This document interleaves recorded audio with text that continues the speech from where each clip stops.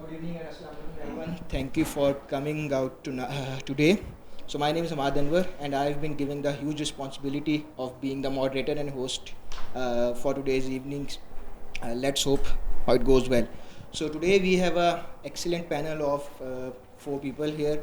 I'll be giving their brief introductions and then I'll be giving the mic to Dr. Fatma so she can tell you more about the grief directory and the purpose of this event. Starting with Dr. Fatma. Dr. Fatma Ali Haider is the co-founder of Grief Directory and she's a trained trauma therapist. She'll be talking about the project and how it started and what are we planning to do.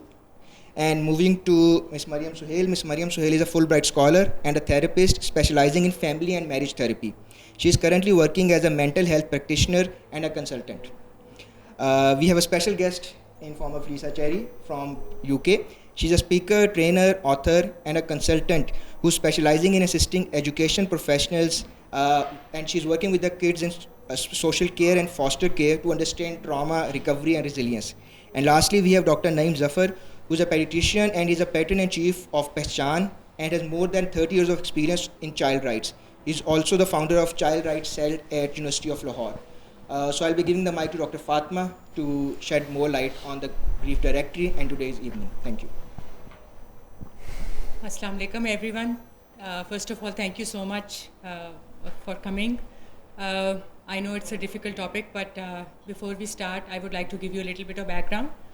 I'm a doctor by profession and I lost my husband and my son, 11-year-old son, in a tragedy of targeted sectarian violence almost 6 years ago.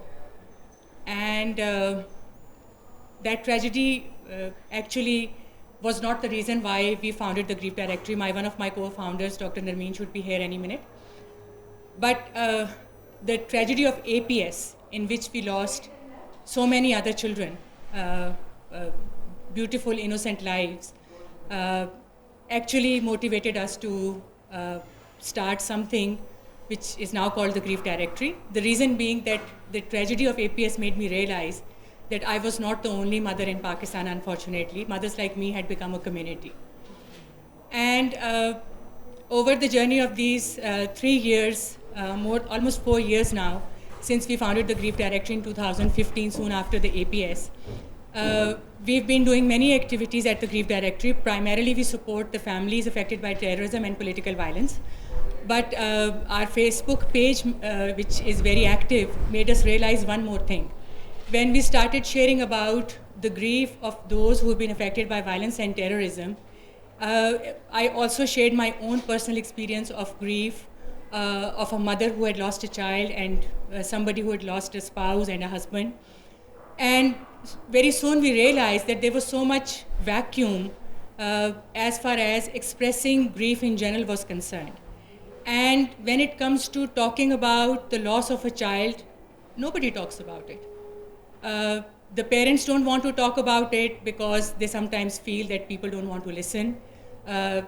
Those who are trying to do their best to support them sometimes don't want to bring up the subject, thinking that it might trigger the trauma. But the end result is that there is no discussion. There is no addressing the very real issue of losing someone who is a part of you. So during these 4 years, we, as unfortunate as it is, I was contacted by many mothers through the page. And all these pictures that you see here are of those children whose mothers are now in touch with me, very close friends with me, and my biggest support, because they unfortunately also suffered a loss like me. So that was the reason. I think I've answered your question that why we are holding this talk. So just briefly, I would like to dedicate this talk because today is International Peace Day, and today we will talk about how to bring about a little bit of peace to those parents who have lost the children. So I dedicate this talk to all those beautiful faces here who unfortunately are not with us in physical presence, but I truly believe and always will be that they are with us in spirit in this life and in hereafter. Thank you. Thank you, Dr. Fatma. Dr. Naeem is also here. So before I move to our experts, I just want to say that because of our friends from abroad, we are conducting in English, but it's a bilingual conversation. If you want to ask any question in Urdu or anything, we can arrange that. Okay, moving on. First of all, I would like to ask Lisa about how would you define trauma? What exactly is trauma? What's the physiology of it? And more importantly, how do people process and embrace it? That's a great question to start us off with. Thank you very much. Trauma is the relationship, the intersection between an event that happens and the person's response to it. It's not one or the other, it's how the two of those things work together. The physiology of trauma, if you like, is to do with how the body copes with an event that has happened, and that's going to be varied for a whole range of reasons because we're so complex and because we've all got different risk factors and resilience factors that shape and form and create us, and we also have very different people around us. So there are things that can happen to us that some people might be able to deal with better than other people, depending on that person, the way they are shaped, the support they have around them. And I think it's important to think about the word resilience when thinking about trauma, because sometimes people think resilience is a personality quality, and it isn't. Resilience is something that grows and builds in relationships, and it's never something that you have forever.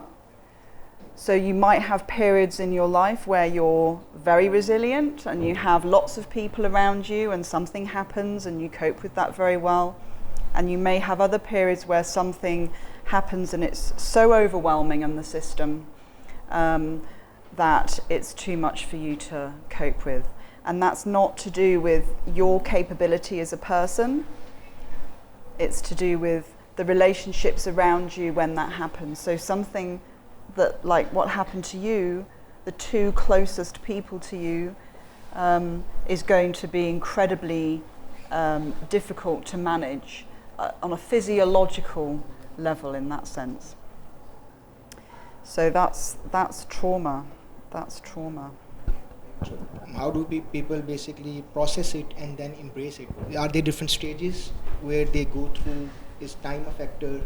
We talk about the external support system they might have or the people they might have around them, but does time play a role in it? What's the general process of embracing the grief, if there is any? Well, there's a lovely image that you've probably both seen of the straight line, the journey line, and then there's another image next to it with a squiggle all going all around it, and that's kind of the process. It's very squiggly and messy and complicated and different for everybody, and what I would say is that whatever way you're processing what has happened to you is the right way. Whatever way you individually are processing it is the right way.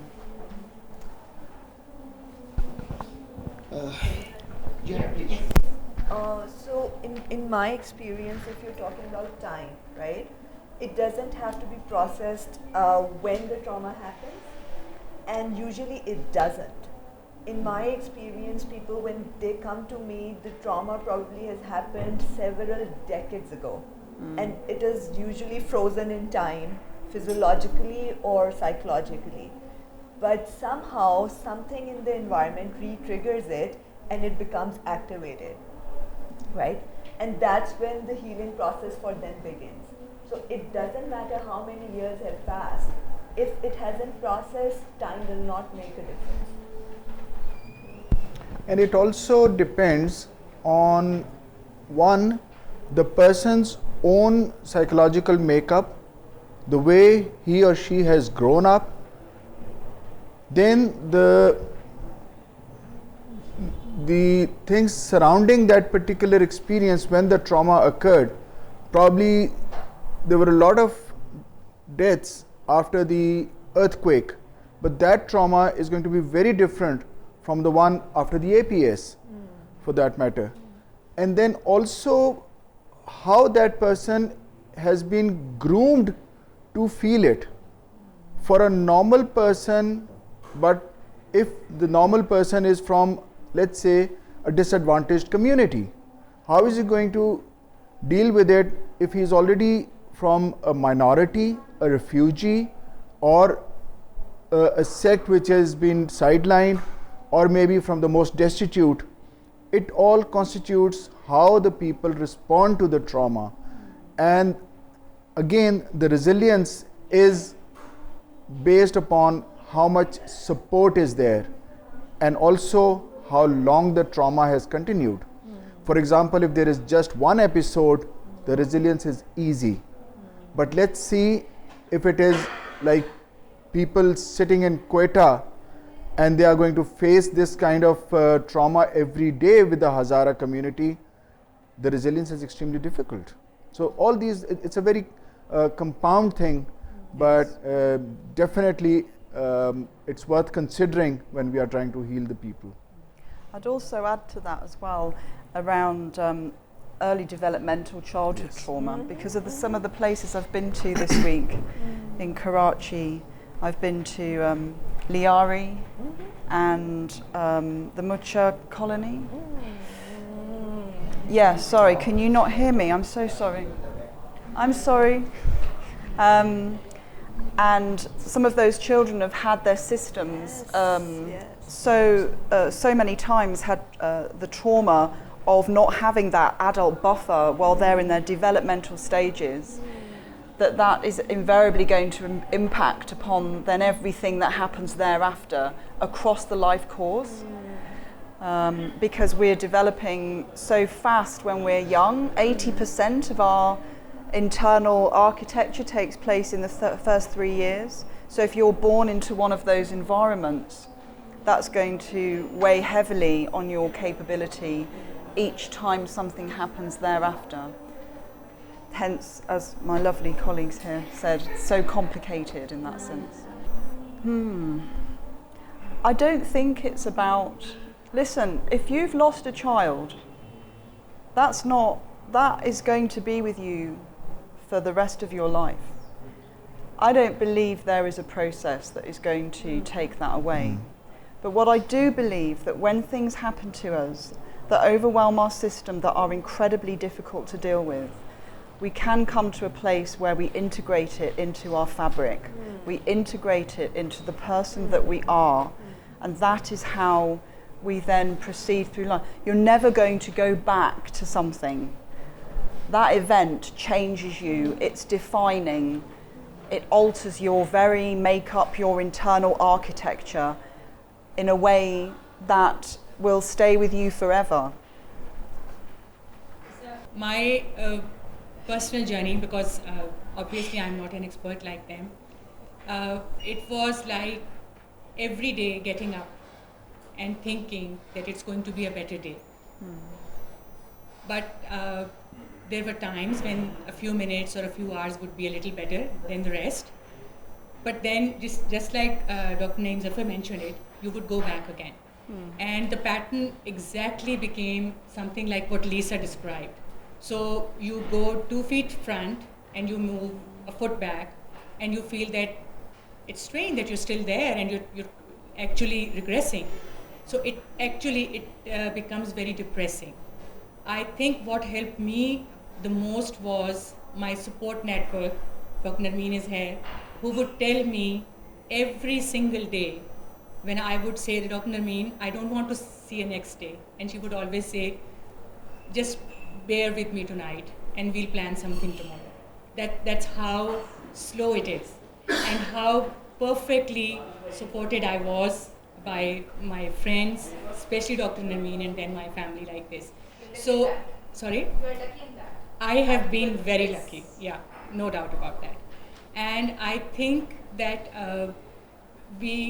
what we actually have to do is to support those around us, help them understand that just because you feel a little low today does not mean that the process is not moving forward.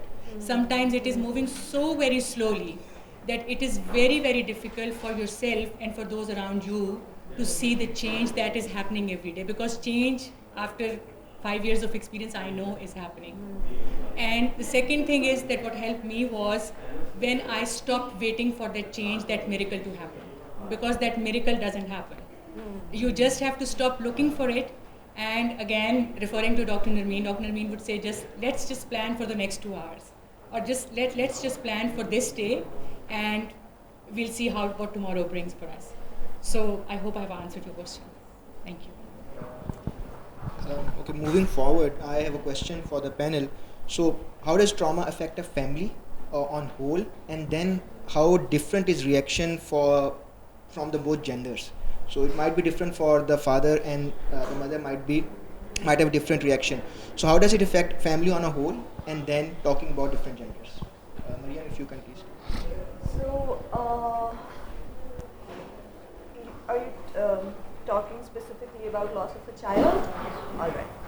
So, I think loss of a child, first of all, or any loss in a family system, means that there needs to be a restructuring in the family that has to happen. A lot of times what I've seen is families usually freeze around that trauma. They don't restructure. They're not flexible enough to restructure, make new dynamics, encourage new and flexible ways of being after the loss. Because the impact of the trauma is so much that there's loss, and then there's this impact of that loss, right? So what needs to be done after the loss gets lost in the process of, of the impact. So that is where I feel families can be helped when a loss is there, and for them to help them restructure, reintegrate, as Lisa said, to kind of integrate the loss into their normal lives. A lot of times they're trying to run away from it, and that's where the problem is. They're trying to avoid it, and how Navira was saying that is the process about avoiding our pain or decreasing it. I think that is where the problem is, because they try to run away or decrease or move away from the pain rather than confronting it and integrating it in their lives, right? And it's a family process. It's a family process, and when I say the word they're frozen around it, can anybody tell me what is it that you understand from it? When I say that a family is frozen around the loss, or the individuals in a family freeze around the loss, can anybody tell me what do you understand from it? Okay. I think we don't have words to describe how we keep basically, and we have no social emotional learning skills as such when it comes to pain and trauma, and because of that, we're muted I agree. Absolutely. That rather than wanting to connect, we disconnect and isolate. That is what I mean by freezing in response to that. And if they're a 5-member family or a 4-member family and everybody is isolating and withdrawing, the loss stays there, the family doesn't reconnect, doesn't reorient, and hence it becomes a dysfunction. You also raised your hand. Do you want to say something? I was saying maybe when you keep snapping out of it also. So whenever you're getting close to processing it or feeling it, you snap out of it somehow. You don't let yourself get there. Exactly. And what happens is, how this looks like in family systems is that you talk about how mean she's being, or how work is being too much, or how the house help has left. So you will talk about everything that's on the periphery, but you would not come to talk about that one giant thing that is wounding 4 or 5 of you all together. You will not talk about it, right? I think there's also the fact that when we do actually talk about the trauma, it sort of becomes about solutions. Yes. How do we get away from it? How do we make it go away? and there isn't necessarily a lot of room left for people to just kind of sit in it and And be sad. Absolutely. Absolutely. I agree with you. You turn the entire process into a compartmentalization, where you imagine if that person has a room, you take everything that they use in the house, you put in that room, and you lock the room. Oh yeah, I was going to say that. Thank you for bringing that up. Yes, yes. I have seen people do that, and that's their way of, gradually going towards it, but for decades. For decades. I can't add very much to that, but I would say that a couple of the points that have been raised. One is about how you meet somebody in that moment and sit in that dark place with them is really very. It's the most healing thing in the world, but it's one of the most difficult things to do. To just go into that place with somebody and meet them where they're at, which is why it's so difficult, as you were describing. And the other thing that you were talking about is around how do you develop a language to even express what you're feeling. That's something I've very much picked up. This is my third trip here, and that's something that I've very much picked up. The language of expression, the permission for expression, and also the fear of expression, because culturally, Pakistan culture is about giving and taking care of everybody else. And so the fear is that by sharing your pain, you're not giving. But actually, when you give and you share that pain to somebody else and they're able to meet you in that moment, then you're giving them permission to share back with you. So you are giving. That is giving. Isa, would you like to elaborate a bit more on this point? When we're talking about the language, for example, what is the right vocabulary? What are the right words? What should one say as the extended family or friends or the support system who want to be there and who want to help them, but often end up triggering it by using the wrong word or maybe the wrong expression? So can you shed light some of the right words, if I may say? The right words. I don't know if I'd call something right or wrong, but what I would say is if somebody comes to talk with you about what's happening for them, what I would want to say to that person, because I think we often want to know the answer, right? We want to know the answer. What can I say? And actually there is no word, there is no sentence, there is no thing that you can say that's going to make anything better. So the best thing you can say is, I don't know what to say at this moment, but I'm so glad that you told me. Yes, I guess just being there, holding the hand, sitting, Yes. and just trying to feel, that's important. We must understand here of a very common difference between sympathy and empathy. Nobody wants to be sympathized.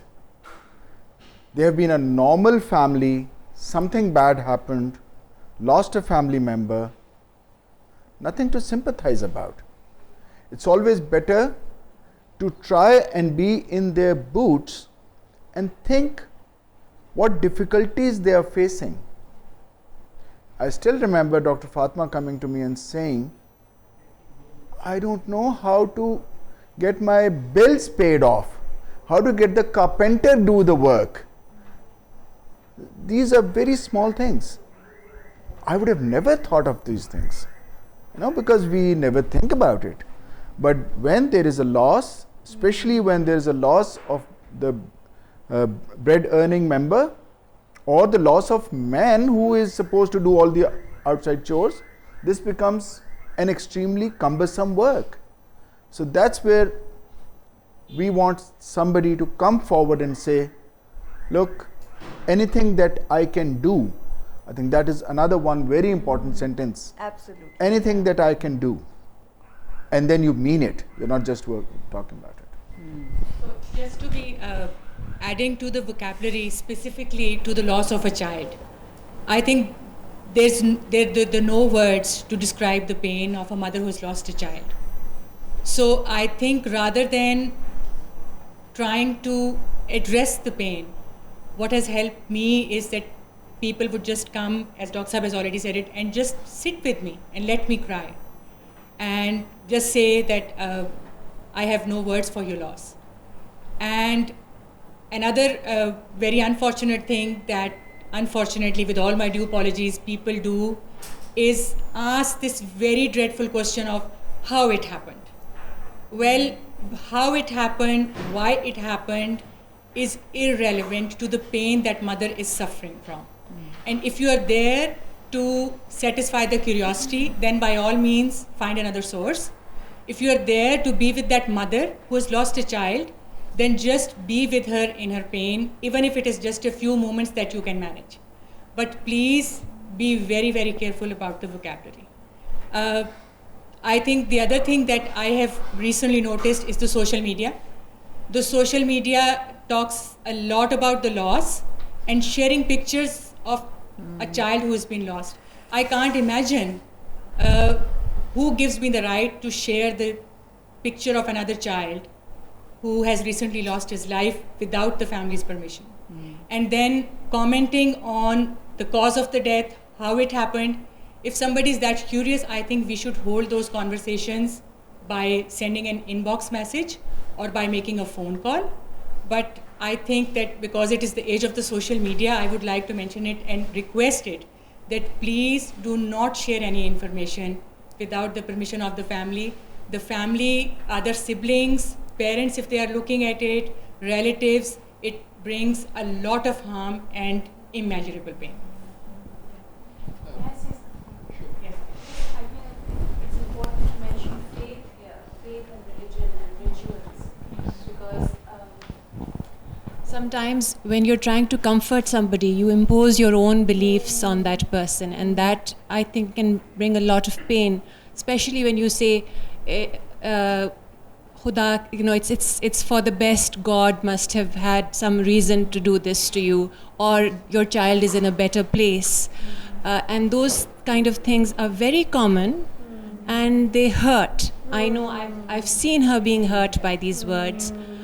So it's important to keep our faith to ourselves at these times, because surely if somebody has that kind of faith or religious beliefs, it could help them. I have a friend who lost a 20-year-old son and who has been really supported by her faith. She sees him in her dreams and she says, he's fine, God has taken him and this is the best thing for him, and it's helping her. But I've also seen other people whom it doesn't help. So it's important to keep your faith to yourself and not impose your beliefs on others at such times. Yes, I think another thing might be that you have to understand that losing a child may be the worst thing that can happen to a mother, and thus shaking the belief. So if a mother says something about her losing her belief, please bear with whatever she is saying. Please don't challenge her. Please don't deny her. Please don't try to correct her. In her own good time, she will do the healing in whatever way it is meant for her. But challenging them, trying to, telling them to make some sense out of it. Recently, I met somebody who said that you need not worry about your loved ones, they're in a better place. Well, I strongly believe that they're in a better place, but I want them here. There's no question about it. I want my family to be complete. The feeling of incompleteness that I go through every day, I don't want to face that. But I think this is where vocabulary is really, really important when it comes to losing a child. And when I say losing a child, it's not just about those who we've enjoyed for a few moments, held in our hands, but also those who we lose even before they are born. Taking on from something that Naeem said about faith. Sometimes this faith is a very tricky thing. A friend of mine lost a child in childbirth, and it was a stillborn child. So the guy, he came to me, he said, I'm in the hospital, so could you talk to the Maulvi Sahab and, do the rest of the arrangement. So I called the Maulvi Sahab. I have an army background, so calling the Maulvi Sahab was no big deal. I didn't have to go to the mosque and look for the Maulvi. And this friend of mine was also a colleague of mine, we were together. So I called the Maulvi Sahab and I said, this is what has happened. Major Arat ki stillbirth, itna bacha hua hai. And the first question the Maulvi Sahab asked was the child alive or dead? I said, does it matter? He said, yes. If the child was born dead, uska namaz janaza nahi. How do I tell that friend's wife, or how does he tell his wife that the child will be buried on the side of the graveyard, not in the center of the graveyard where his or her turn would be, and there will be no knowledge. So faith can, be very, very, very, very difficult at times. One thing I want to add here, I'm working with many special needs parents. I'm running the foundation. Unfortunately, I have seen many deaths, children deaths. Whenever I go to the funerals, the relatives, I heard them discussing, it's better. Now the parents will be in better life. They will be in ease. So it's okay. It is so painful for us. The children with special needs. But the relatives and the people, they take it as now these children have gone. It's good for them. Yes, that also happens with the children with chronic illnesses. Especially if you are caring for them for months to years, they say, now the pain is eased. But it's not the fact. It's never there. Yeah, exactly. Recently, I met somebody who I was talking about my son Murtaza, and she held my hand, and with all her good intentions, she said something which I remember. She said that you have to understand that he had a head injury, and he may have become paralyzed or disabled for the rest of his life. So you have to understand that he is in a better place. Again, I said that even if he had been like that, I would have taken care of him, but I still want him with me. So I think that, again, it is the same thing, that we have to be very, very careful with what we say to the mother. And as far as rituals are concerned, I had this experience of the first 3 days and the second day. And I saw somebody carrying my son's shoes and his clothes, and it was just a chance that I saw them, and I said, what am I going to do with them? And they said, well, they had to be sent to the mosque. And I just started screaming. And I said, please don't take my Murtaza away from me. And they said, but this has to be a ritual, so it has to be done. That ritual, even at that time, and even today after almost 6 years, does not make any sense to me. Because if I want to keep his clothes, and if I am not ready to let go of them, it's all right. It's okay. It doesn't make any difference to me, but if it helps to anybody else, but if it helps me, it should be okay. Same goes with the food being sent to the mosque. Some of us follow this ritual of sending the food to the mosque for the first 40 days. I sent it for 2 years. And somebody came up to me and said, why do you send the food every day after 40 days? I said, do you have an answer that why do we send the food for the first 40 days? Nobody has an answer. So I said that let me explain it to you. I now understand why we send it. Every time I cook Murtaza's favorite food, I cannot bear for him not to be on that chair enjoying that meal. So I send a portion of that meal to the mosque just to give me a little bit of feeling that he's somewhere there and enjoying it, even if I'm not able to see him. So I think we have to be very, very generous when it comes to rituals. I just want to add something. When I met Dr. Fatma, it was almost 3 years ago, she said something that is still stays with me. So she was like, we have a usual morning period of 40 days. So she was like, for the first 40 days, I had so much food and people in my house that I didn't know what to do with them, where to send the extra food and where all those people were going to sleep and everything. But on the 41st day, there was no food and there were no people. So, and I think that's where the process starts. When you are out of that crowd and you are on your own, and that's your like first night in your own and you have to process that. Secondly, talking about your point, my background is on digital media. So just to add on to that, it is very important to not only share, not to share anything, but also verify it. So you might be sharing some fake news, you might be sharing wrong pictures. Recently an SSP from Islamabad was abducted and you must have heard the case. And his pictures were all over on Twitter. So no media channel was showing it, but I knew it must be on Twitter. And I opened it, searched it, and the next second or third tweet had those pictures. And today morning I read a tweet that his 9-year-old daughter somehow watched those pictures. So she's another new trauma now, where she has seen his father's disfigured body. So please don't share. You are not basically creating any awareness. You are not talking about any awareness about, for example, that the kid used to do drugs or whatever. You don't know. You don't know their story. You don't know their family struggle. If anything, what you can do is you can just put up a status that this is your funeral, this is the funeral arrangement of that child or that person. And I think that helps. Recently, a very good friend of mine lost his young brother. He was 27. And we didn't put up anything until his family put up a status saying, this, our younger son, brother passed away, and this is the address, please bear it. And we all shared that post. We didn't put up any pictures. I think that's what needs to be done. On that note, coming back to Maryam, can you please talk about how does both genders process that trauma differently? Is there a difference? And if yes, that what kind of difference? I don't know if there's necessarily a difference, or I can make that statement that there's a difference. But definitely in my experience, when fathers turn up, they're more like, how did it happen?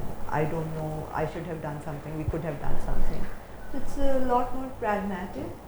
And for mothers, what I've experienced so far is there's some kind of a split, you know, that they're unavailable and then they're available, unavailable. So there's a lot of back and forth, and usually the communication between the couple is disrupted after a loss like that. That's my next question. That is something that I've experienced, and that's all I can do when they come, you know, for couples work after a loss like that. Basically, they're both suffering on their own, and they're not able to be together in the same pain, and that's all I help them do. I think also in our male gender,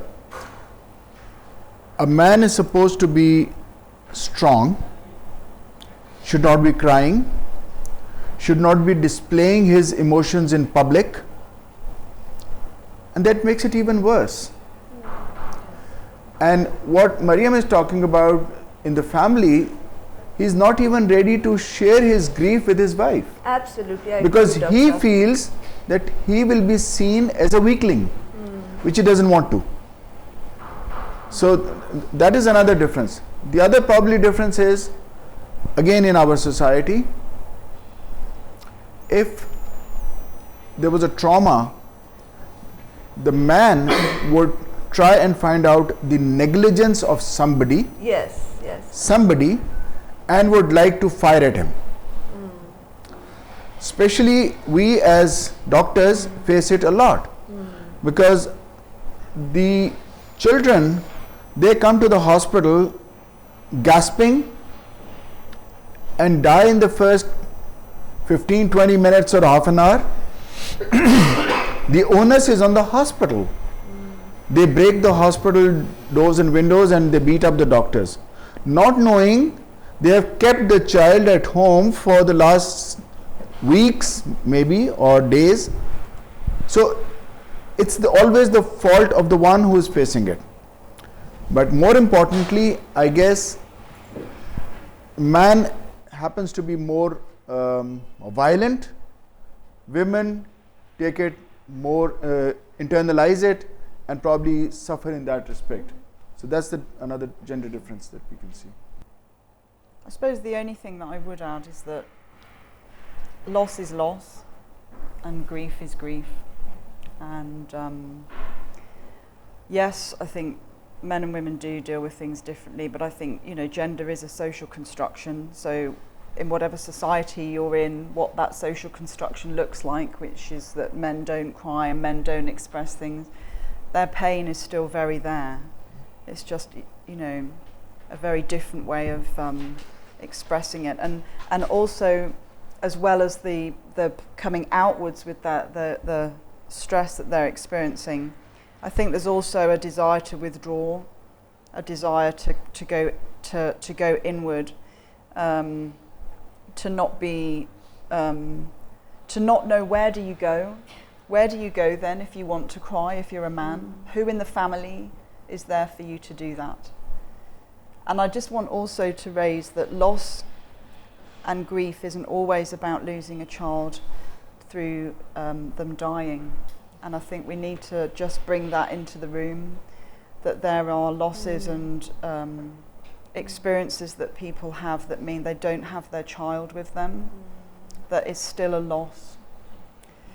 That's exactly what I was going to ask. Like, how does the nature of trauma impact that process? Because you have an unfortunate incident of target killing or someone a miscarriage or a road accident. So all these circumstances were different. Some were chronic illnesses, some were sudden deaths. So how does the nature of loss impact that trauma? I think somewhere within that experience, a person might make a decision that they don't want to feel that again. And that would then play out across all the relationships that they have thereafter. That we can only take so much. Do you know what I mean?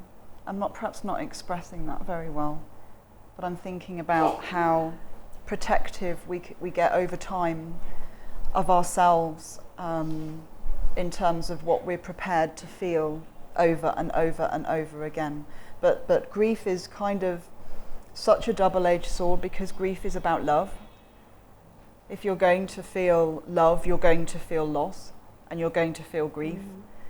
And if you want to avoid feeling grief, then you're going to have to avoid experiencing love. And I guess that's a decision over time, that you get to a place where you're prepared to feel love again, because you know, without articulating it, that you're actually saying to yourself that you're prepared to feel grief again.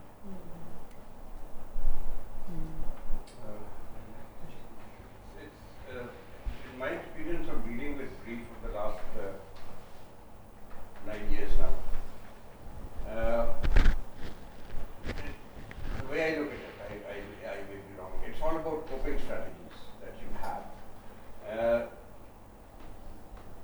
For the last 2 days I've been in hospital with a friend of mine. He's terminal. We have a coping strategy. The doctors have said, "Ji, ab dua ka time khatam ho gaya, ab dua ka time hai." Okay. So we have a coping strategy. They are planning how are we going to handle it. But what happens when Fatma sees off her son in the morning and her husband drop off to school and go to the university, or go to the hospital and then come back and pick him up and come home for lunch, and you hear it that something bad has happened. You don't have a coping strategy for that. So when you don't have a coping strategy, how do you handle a situation that you are presented with? And there is no precedent. Traumatic, losing somebody that you love in traumatic circumstances is not the norm. So you don't have a coping strategy. So I hope that we don't really need to come up with a coping strategy for that, because that's going to be very bad. in my way of looking at it, since we don't have a coping strategy, it's more traumatic. Why me? Why us?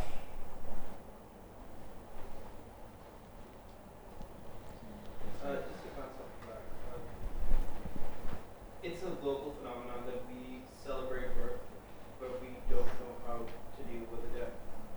Because, like, you just don't want to open that door. You just don't want to confront it because it is completely unknown, it is sudden, and you're not prepared for it. So, it's more like nobody wants to address it because it's such a sensitive topic and such a triggering topic. But I think we kind of have to address it because if we kind of find, I don't know, like the first path towards it, maybe they can pass it on and build forward in the future. Also, just jumping off of your comment, isn't the point of not shutting off love just another induction of grief?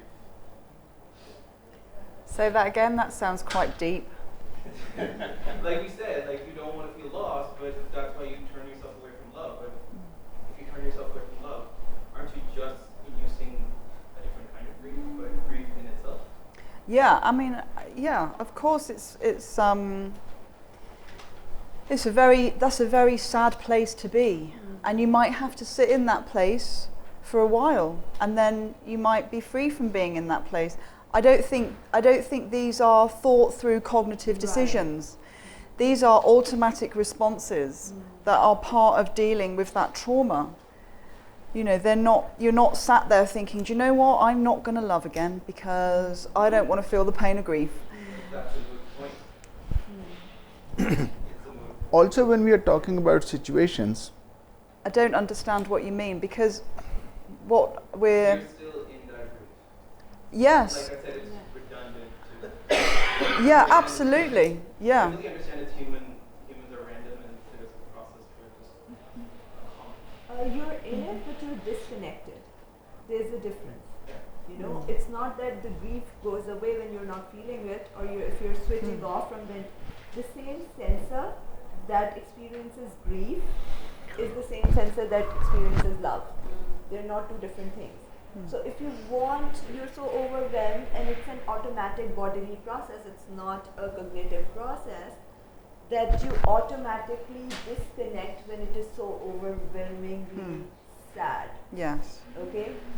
You automatically disconnect. And you automatically then don't feel happy either.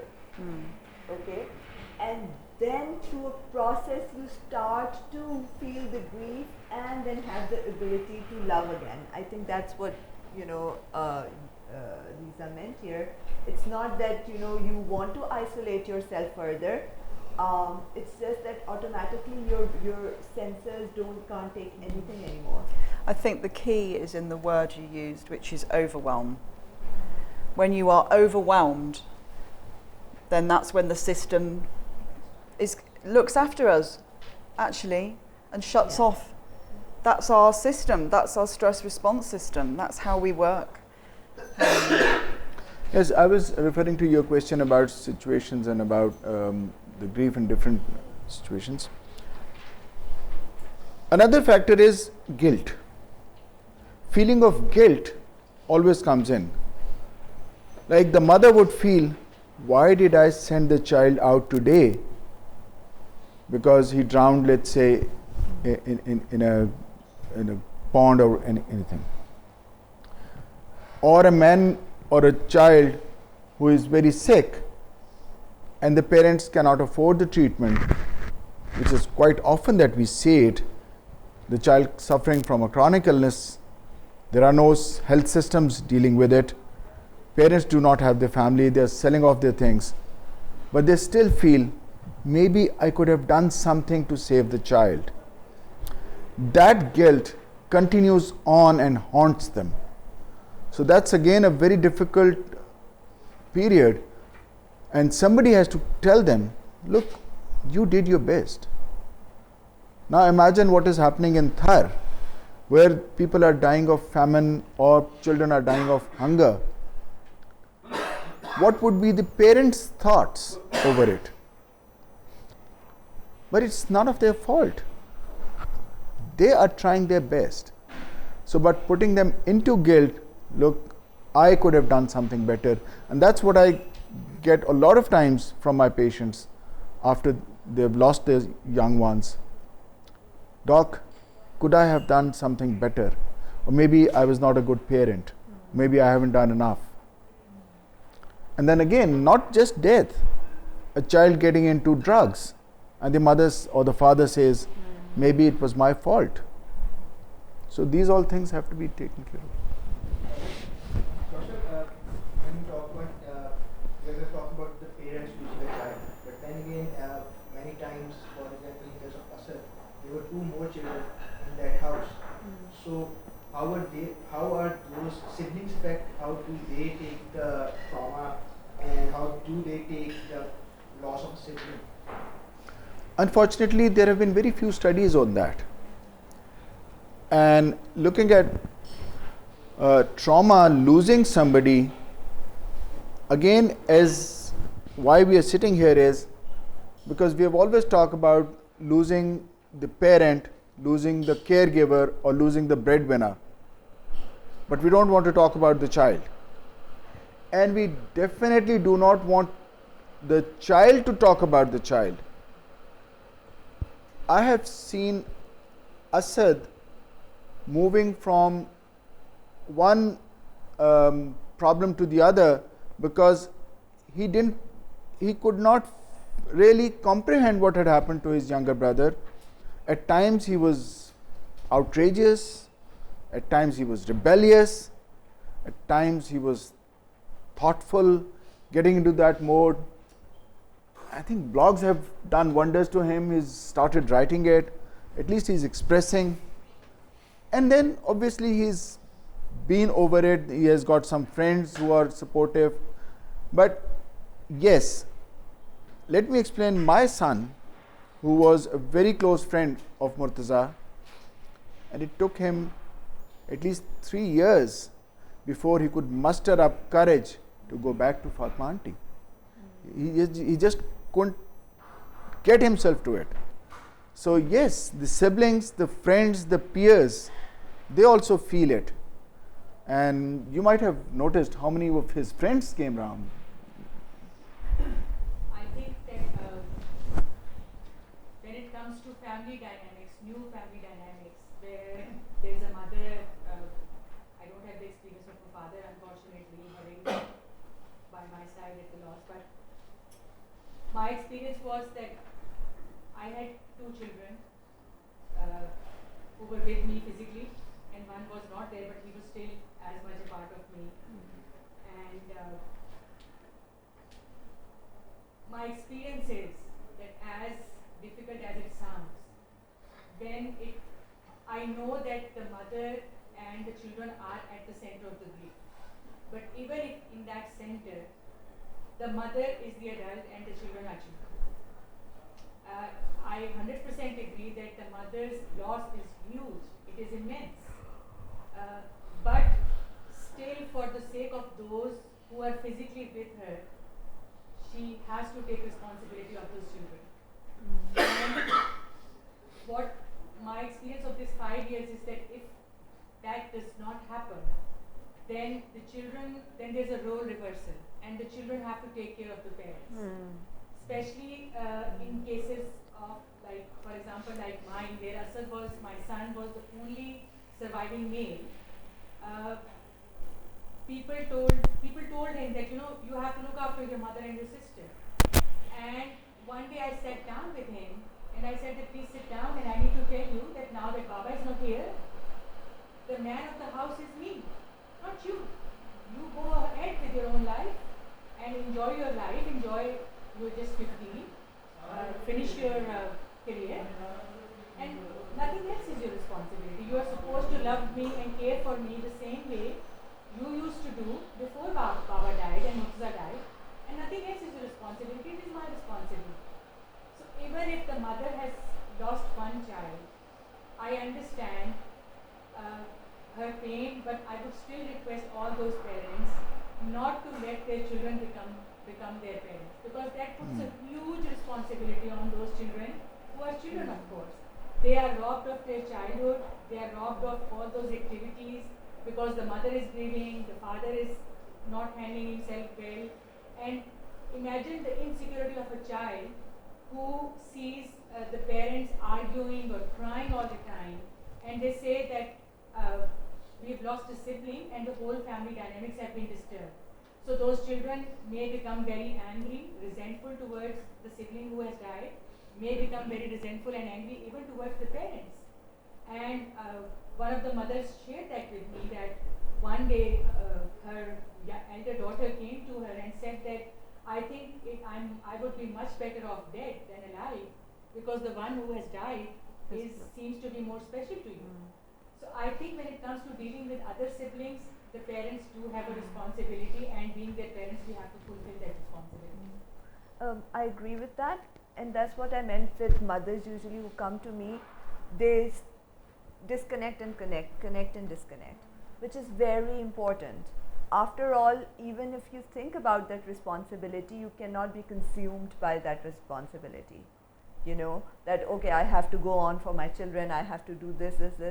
You have to be present, but then you have to disconnect and attend to your grief. You have to be present, but you have to disconnect and attend to your grief. And that is how you keep going on. It cannot be, it's quite an expectation to ask them that, all right, since you have other kids, now be responsible and try and just keep running the show. I don't think that is humanly possible. Dr. I have another question, because knowing Dr. Fatma and family, so we have their youngest kid, Sherbano, who has not seen her father, who doesn't really remember her brother. So what do we do with those while we are basically bringing them up? How do we teach them? What should we look in them? The prime question being that when they're growing up, other children would have their parents coming up, they would talk about their elder brothers. So, and how does it affect those children when they're growing up? Again, as Fatma just said, things have to be taken as they go along as a matter of fact. You can't, there's no one single way of doing it. And they have to be explained. Everything has to be explained to them. You just can't say, your Baba's gone to Bangkok and he's not going to come back. You never can say that. Ultimately, you have to tell them the truth. No, he's not going to come back. And you have to deal with it. And similarly for the other friends, it's very difficult telling them that they are in a better place or they are doing this and that. No. They are a part of you. You've missed them. You also miss them. And you're going to grow without them. I would like to share a very important conversation I had with you. So in the first 2 years, I looked depressed, I behaved depressed, I was depressed, and I wasn't aware of it. As you said that I know that I was disconnected, isolated. And for some reason, because I was raising Asad and Sherbano with this grief, I took Sherbano to Dr. and I said that, Dr. I have a question. What signs of depression should I look in Sherbano? Because I have a concern that if I am feeling so depressed, what will become of Sherbano? And Dr. gave me a very beautiful answer. He said that when you see signs of depression in Sherbano, that will already be too late. So you have to address your signs of depression. Exactly. And your mood before it affects Sherbano. So as unfortunate as it is, we have to stand up and look after those who are with us. But at the same time, it is very, very difficult for a mother to say that she had 3 children. So the common question is, how many children do you have? And I sometimes say that I have 3 children because I can't bring myself up to say that I have 2 children. And it's all right. If I feel that I have 3 children, of course I have 3 children. I will always have 3 children. whether we can see them physically or can't see them physically, I think it is immaterial. And we should let those mothers be whatever they want to say.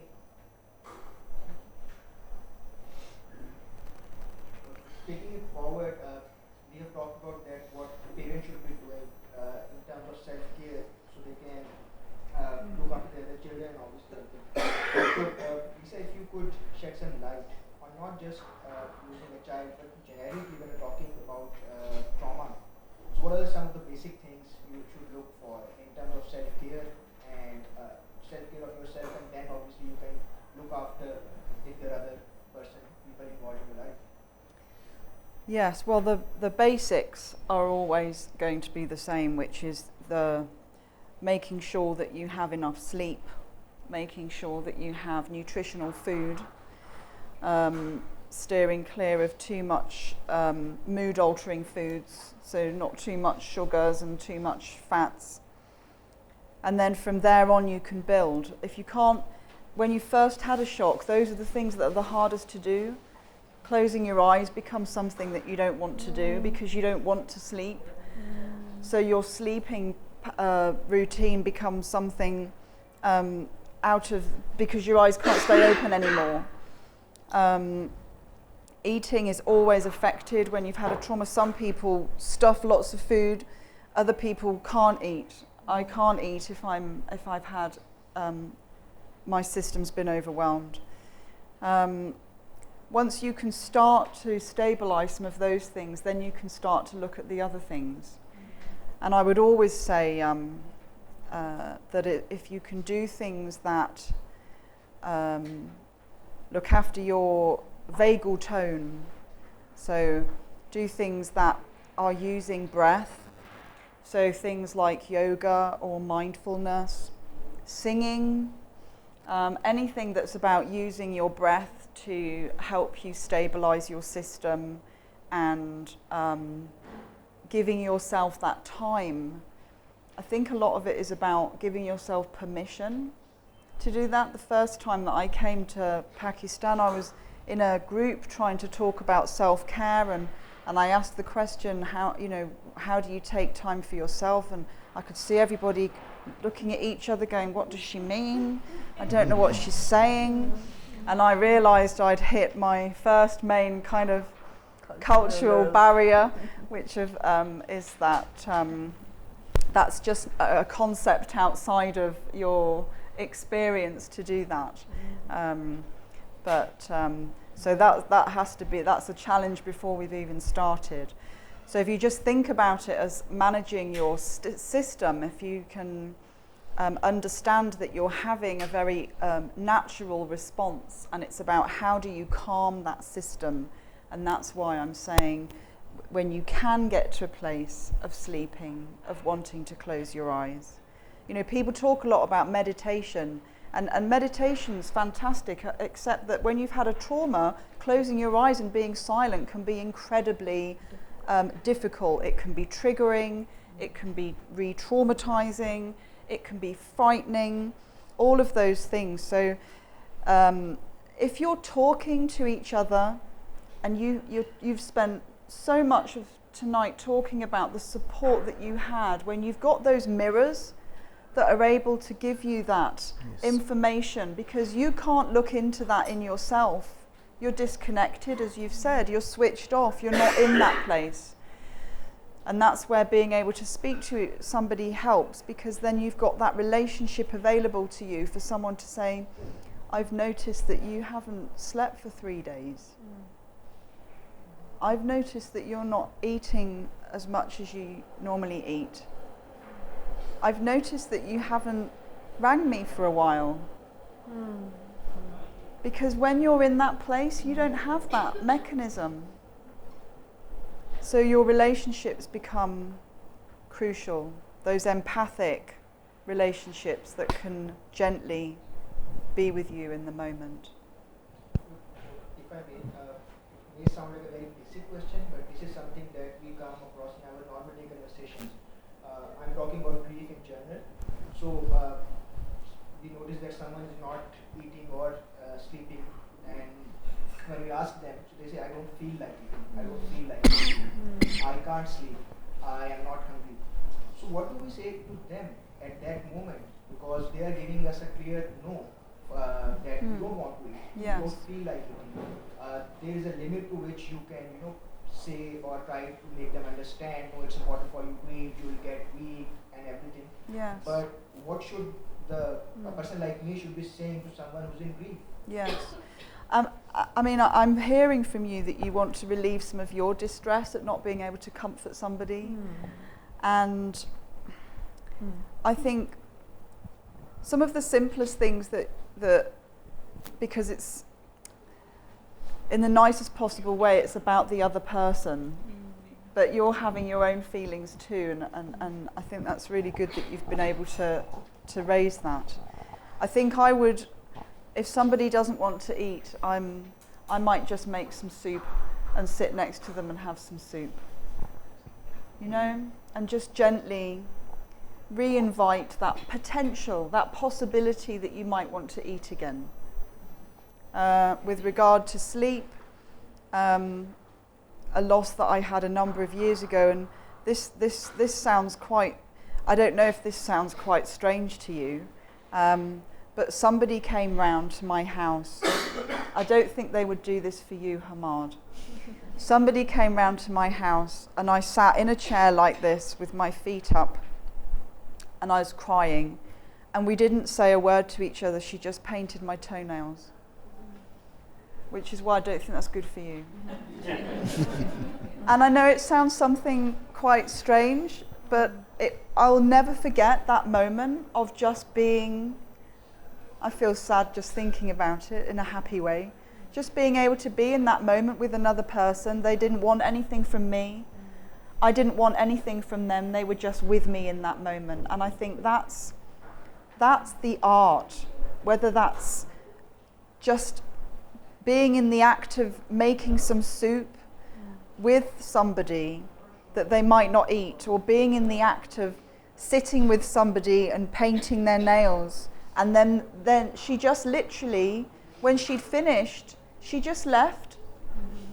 And I was just sat there, still able to just continue in the feeling I was, having been nurtured and loved in that moment, with no expectation of anything. It was the most healing experience. And that's the point, really, Healing is done in relationship. Absolutely. Family's such a big thing in your culture, and I don't really have that. In fact, I don't have that. So it is all about friendship. And I think in tragedies like mine, families are also suffering. Yes. They are also suffering. And unfortunately, it's very difficult for the one who's been very directly affected to understand the suffering of those who have also been affected. And I think this also disturbs the relationships. So I think we have to, as we talk about support, sending support inwards and dumping outwards, I think this is where the role of extended family and friends also come in. Because the one thing about self-care and how I perceived that and judged her initially, how she could manage to laugh, to participate in other people's joys and celebrations, and take care of herself. So she started eating healthy. She watches a comedy film at night and laughs. And when I saw her doing that with her daughter lying unconscious, it was difficult for me to see how she was doing that. And I judged her. And I said, what is she doing? How can she laugh? But I think that what she says is that if I don't take care of myself, I can't take care of my family and my daughter. So I have to take care of myself first. It's just when, like in the airplane, when there is no oxygen and the mask drops, you have to put it on yourself first before you offer it to somebody sitting next to you. So you do have to take care of yourself. And she does that. So she's doing regular exercise. She takes holidays. She looks at movies. She arranges flowers as a sort of meditation. So, she does that a lot. And I think that she's a perfect example of how you deal with a loss or with with such kind of a trial and a test in her life in a very, very positive way, inspiring everyone around her to become more positive. And I'd like to share that after almost a year and a half, that girl has begun to smile. And it's a huge milestone for us. And it's just because, no one ever gave up. And you take care of yourself and you take care of your loved ones, and the family gathers around that positive person. It's like you gravitate towards strength. So if you're strong, everyone else gravitates towards you and engenders positivity and resilience. And I think it's important because we're talking about resilience. So it's important. Self-care is important, and spreading positivity is important. The first 40 days, we have our family and friends coming over and sitting down on the table and sharing the meals and just being there. So I think that we also have to highlight the importance of the rituals that are actually very, very supportive. And I think also have to be very careful that they are practiced the right way. Sometimes there's nothing wrong with a ritual or a routine, but I think the way it becomes, it is practiced, I think there's some problem. So we do have support in our own culture as well in these terms. So yeah, that's what my next question was going to be to Dr. Saab and Maryam. Dr. Naeem shared her story, but if I put it in a stereotype or using the generic term, if we see a parent doing that, most of us are going to judge them. Most of us are going to that their child is on bed or just passed away, and look at them, they have moved on so quickly, or they really didn't care, or anything of that sort. So in our cultural context, what have been your experience in this regard? What have you seen, and what's the generic mechanism of parents who really want to do this, and then they face some kind of backlash or negativity, know that you are still supposed to mourn, or you're still supposed to be sad? Okay, so I'm going to switch to Urdu for a minute. Sure. There's this anecdote कि एक बाप बेटा होते हैं और वो गधा लेके गुजर रहे होते हैं हर डिफरेंट जगहों से. तो एक गांव से गुजरते हैं, बेटा गधे के ऊपर बैठा होता है और बाप उसको चला रहा होता है. गांव वाले उसको देख के कहते हैं कि कितना सेल्फिश बेटा है, कितना डिसरिस्पेक्टफुल है, बाप को चलाने दे रहा है और खुद ऊपर बैठा है. तो वो स्विच कर लेते हैं, बाप ऊपर बैठ जाता है और बेटा जो है वो गधे को चलाने लगता है. अगले गांव से जब गुजरते हैं तो वो कहते हैं कि ये कैसा बाप है, उसको कोई ख्याल ही नहीं अपने बेटे का, बेटा चल चल के कमजोर होता जा रहा है और बाप जो है वो गधे के ऊपर बैठा है. वो फिर जो है दोनों चलने लगते हैं और गधा साथ चलता रहता है, तो तीनों चलते रहते हैं. जब तीसरे गांव से गुजरते हैं तो कहते हैं कैसे बेवकूफ़ लोग हैं, गधा भी चल रहा है और गधा होते हुए भी वो पैदल चल रहे हैं. So eventually वो जाके गधे को पानी में फेंक देते हैं and they keep moving on. So I think that is what happens in that context. People are going to judge you, people are going to say this, that and everything, but it is about resilience, your internal resilience and your support system that creates a buffer between when you're judged and how you're judged and how that's going to impact you. I think the most important thing is, Fatma said, you have to keep your family intact. The most important people around you are your own kids, and that's just it. So you don't have to see what other people are judging you for. You have to take care of them. So if, let's say, there's a loss of a child, and the father or the mother, they just keep sitting there, who's going to take care?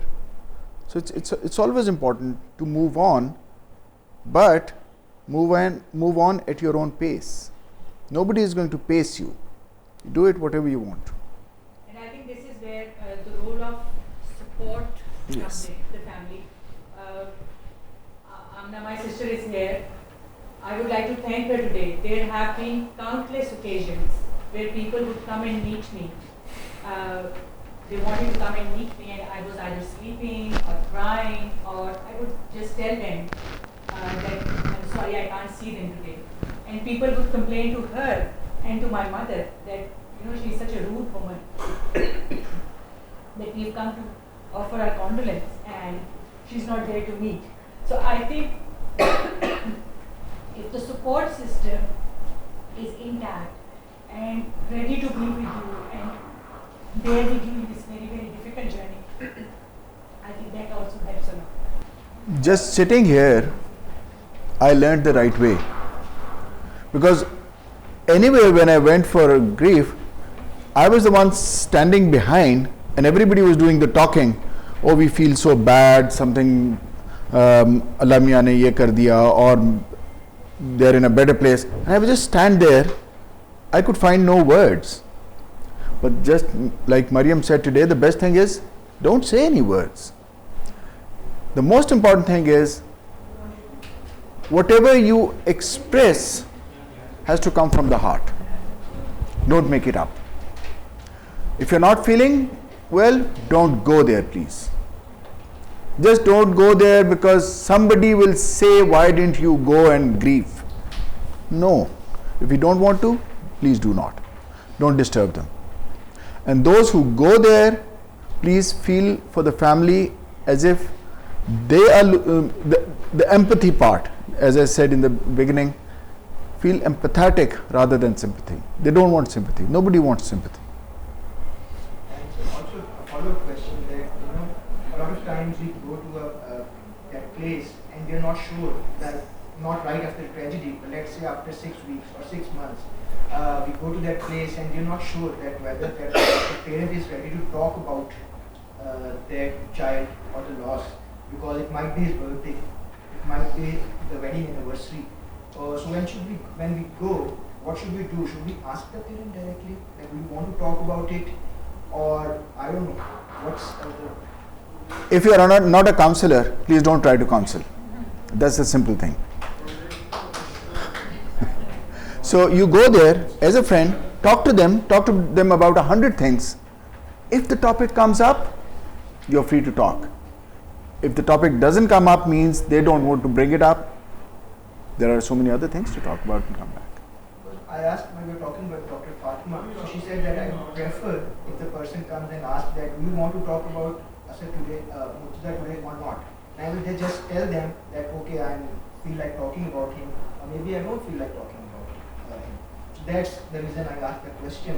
And Dr. Naeem, if you would like to share your experience, that when you went to Dr. Fatima, how did you go, what was in your mind, and how did it go?